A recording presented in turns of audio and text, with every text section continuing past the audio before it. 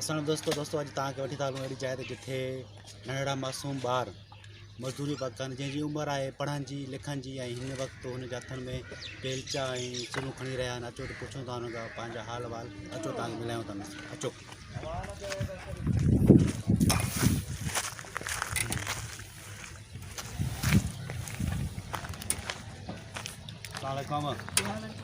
नालो छा थी? समीर। घणी उमिरि थी?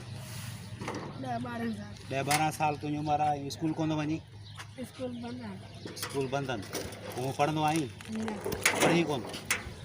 ॿियो भला घर में वॾा अथनि तुंहिंजा वॾा? कोई मज़दूरी पियो करी?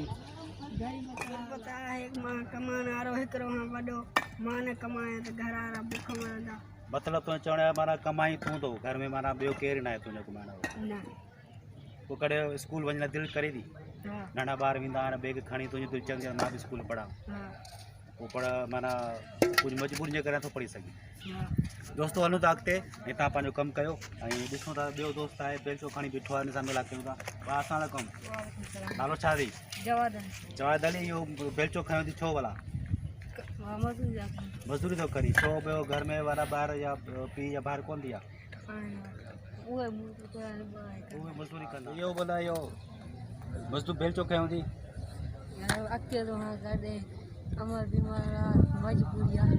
अम्मा बीमार आहे, उन दवा लाइ पैसा खपनि। स्कूल न वेंदो आहे? मजबूरी त आहे, पर नंढा ॿार जेके स्कूल वेंदा आहिनि उहो ॾिसंदो हूंदो हुनखे। हाणे स्कूल बि खुली आहे, पोइ तुंहिंजी दिलि नथी करे वञा स्कूल वञो ई कोन? पढ़ियो हिकु अल बे बि कोन पढ़ियो? हाणे हुकूमत खे तव्हां छा चवंदो? हुकूमत खे अर्ज़ु आहे त माना महांगाई घटि थिए ऐं हलूं था अॻिते ऐं ॾिसूं था त नालो छा ॿुधाई? जवाद शाह। तूं भले तूं मज़दूरी कर, पंहिंजो हाल असीं ख़ैरु कंदो। अॻिते हलूं था त अॻिते असांजा जेका ॿाहिरि मज़दूर वेठा आहिनि उहे बि चांहि जो ब्रेक करे रहिया आहिनि। त अचो हुन सां मुलाक़ात कयूं। नालो छा आहे तव्हांजो? इस्माइल शाह। इस्माइल शाह। इहो चांहि पी रहिया आहियो, माशाअल्लाह भली ॻाल्हि आहे।